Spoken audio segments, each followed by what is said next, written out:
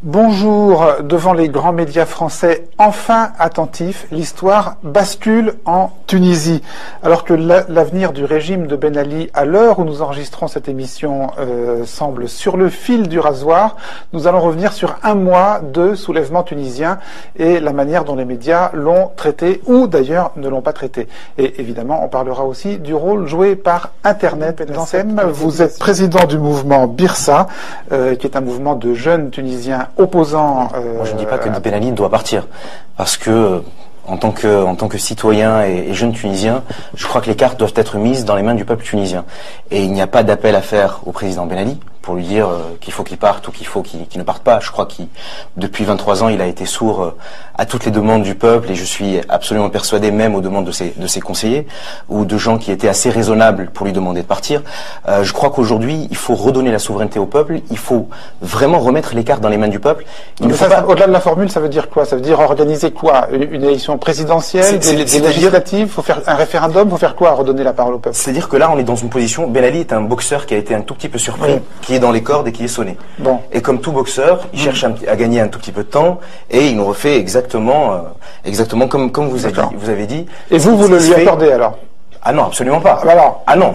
Nous, on n'appelle pas Ben Ali à partir, oui, on appelle le peuple, et dont je fais partie, à chasser le président Ben Ali. Ah, c'est vraiment très différent. D'accord, c'est différent. Non, c'est plus clair comme ça. Oui, mais non, je vous avais mal compris au début. Voilà, c'est-à-dire que il n'y a rien à demander à un tyran. Il faut demander à un peuple. Quand vous me dites qu'est-ce qu'il faut faire maintenant, je pense qu'il faut parler, si vous voulez, de façon à faire un vrai contrat social. Si vous me permettez, oui, d'un trait, mais c'est vraiment important, oui. C'est que quand Bourguiba est venu en 56, il a fait un contrat social tout seul avec le peuple. C'est-à-dire qu'il a décidé, il a dit je décide tout ça pour les Tunisiens. C'était des mesures progressistes, certes, mais qui n'ont jamais été prises dans la concertation.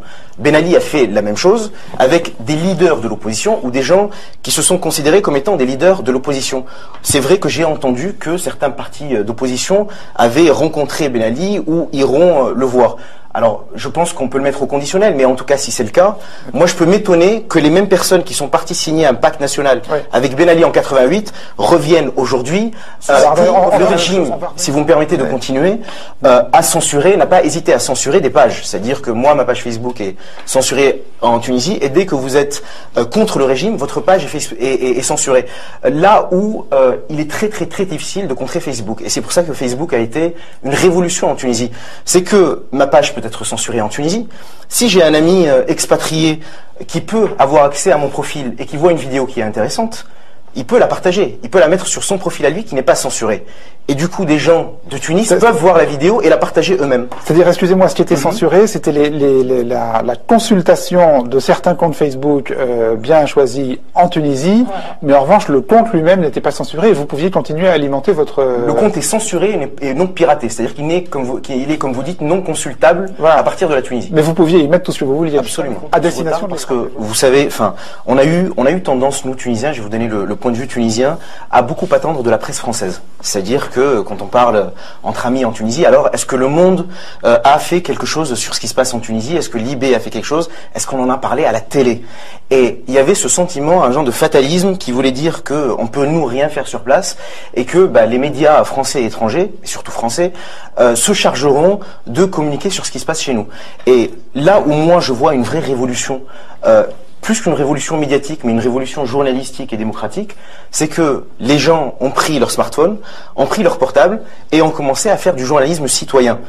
D'abord parce que les journalistes tunisiens ont essayé de faire leur travail, mais vous connaissez les conditions dans lesquelles ils essayent d'exercer leur profession, mais chaque citoyen est devenu en Tunisie un journaliste et un relais, à la fois pour les journalistes tunisiens et à la fois pour les journalistes français. Donc, quelque part, merci les médias français pour ce retard à l'allumage, quoi. Presque merci, et vous voyez que les premières images qui sont arrivées sont des images qui ont été prises par des citoyens tunisiens. Et en cela, c'est une révolution participative. Avant que les envoyés spéciaux soient sur place, il n'y avait que des images, effectivement, amateurs qui étaient... Il faut pas se leurrer, c'est une vraie révolte du peuple. C'est une vraie révolte du peuple. Et pour rebondir, si vous me permettez de répondre peut-être un tout petit peu tardivement à votre question, pourquoi il y a eu un traitement médiatique tardif, c'est aussi parce que les politiques de l'opposition, et y compris ceux qui étaient en France, n'ont pas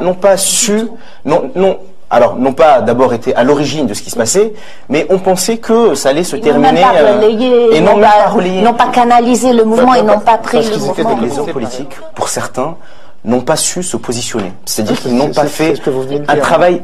Ils n'ont pas fait un travail d'homme politique, c'est-à-dire qu'ils ont fait un travail de défenseur des droits de l'homme. Or, il y a des organisations des droits de l'homme, il y a la FIDH, il y a Amnesty, il y a des gens, il y a la Ligue tunisienne des droits de l'homme, pardon, dont le travail est justement de dénoncer les actes attentatoires à la liberté, à la dignité, les actes de torture. Excusez-moi, un travail de défenseur des droits de l'homme, c'est pas un travail politique ? La politique ne se résume pas à la défense des droits de l'homme. Certes, mais ça en fait pas partie. Ça en fait partie, mais ce n'est pas que ça. Qu'est-ce qui a manqué alors ? Quand vous faites de la politique, il a manqué un leadership. Un leadership vous intéresse sur sur la position des autorités françaises. Vous savez, j'aime bien le rappeler, on a eu notre indépendance un 20 mars 1956. Et depuis cette date-là, on est un État, en principe, souverain. Et quand j'entends des amis français ou tunisiens me dire, mais est-ce que tu n'es pas choqué par le silence des autorités françaises? Je dis non, puisque en quelle qualité les autorités françaises se prononceraient sur la Tunisie? Moi, j'y crois à notre révolution citoyenne, sincèrement et profondément. Au titre de la communauté internationale et au titre des conventions signées par la Tunisie. Non, il y a un aspect sur lequel moi j'insiste. Je comprends très bien que la Tunisie est souveraine et qu'elle ne demande pas. Et les Tunisiens l'ont prouvé qu'ils sont très capables de faire leur propre révolution sans l'assistance de la France. Et des médias français, comme vous disiez. Et des médias français, vous l'avez dit. Mais cela dit, il y a une communauté internationale. Il y a des conventions que nous avons signées. Il faut le respect de ces conventions. Alors, est-ce qu'on peut laisser le jeune homme finir? Oui, très bien. Si vous me permettez, moi je suis d'accord. Je suis d'accord avec vous. Je crois qu'en Tunisie, on a vraiment besoin d'une révolution. Alors je sais que le terme est fort, mais c'est aussi une révolution des consciences, une révolution citoyenne qui est menée par les citoyens. On a besoin d'un mythe collectif fondateur. Et pour avoir si vous voulez, cette fondation d'une nouvelle République tunisienne, je crois qu'on a réussi à organiser nos propres émeutes, nos propres manifestations, notre propre couverture médiatique. Je ne suis pas absolument persuadé qu'on ait besoin de la communauté internationale. Alors vous êtes dans votre rôle de la présidente de la FIDH. C'est pas un rôle. Hein. Non, mais dans votre rôle, dans cette position, mais bien entendu. Moi, ça aide en général. Bien entendu. La communauté internationale. Je sais. Mais c'est-à-dire, avant d'attendre qu'on fasse les choses pour nous, faisons-les nous-mêmes. Et puis, pour vous répondre sur la question de l'armée, il y a eu un moment où beaucoup de Tunisiens ont appelé l'armée à prendre le pouvoir pour le peuple. Et si vous voulez, moi je suis totalement opposé à cette idée, parce qu'on a toujours attendu en Tunisie un homme providentiel, un nouveau prophète. Il faut bien entendu que l'armée se range du côté du peuple, comme les forces de l'ordre. Mais ce n'est pas l'armée qui doit prendre le pouvoir, c'est le peuple. Alors, avec l'armée peut-être à la droite et les forces de police à gauche, parce que l'armée est aussi composée de citoyens. Mais vraiment, si vous voulez, je crois profondément qu'on doit compter sur personne.